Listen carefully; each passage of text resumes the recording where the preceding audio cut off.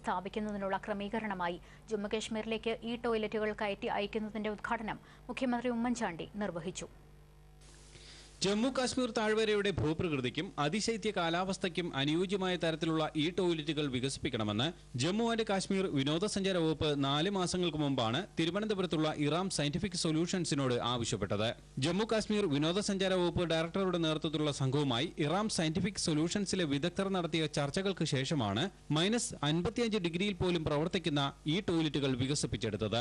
ഉയർന്ന സാന്ദ്രതയുള്ള തെർമോകോളിനാൽ ആവൃതമായ ഘടനയും ജലം കട്ടിപിടിക്കാതിരിക്കാൻ പോളിഫോമിനാൽ ഇൻസുലേറ്റ് ചെയ്യപ്പെട്ട വാട്ടർ ടാങ്കുകളും ആന്റി ഫ്രീസ് സൊല്യൂഷൻസ് മിശ്രണം ചെയ്ത ഫ്ലോർ വാഷിംഗ് ആൻഡ് ഫ്ലൈയിംഗ് സിസ്റ്റവും ജമ്മു ആൻഡ് കാശ്മീരിലേക്ക് തയ്യാറാക്കിയ ഈ ടോയ്ലറ്റിന്റെ പ്രത്യേകതയാണ്.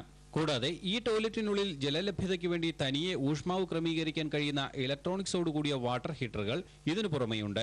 ലോകത്തിലെ തന്നെ ഏറ്റവും വലിയ കേബിൾ കാർ ശൃംഖലാ സംവിധാനമുള്ള സമുദ്രനിരപ്പിൽ നിന്നും 4390 മീറ്റർ ഉയരത്തിലുള്ള ജമ്മു കാശ്മീരിലെ അഫർവാട്ടിലും ഗുൽമാർഗിലും ഇനി ഈ ടോയ്ലറ്റുകൾ വിനോദസഞ്ചാരികൾക്ക് ഉപയോഗിക്കാം.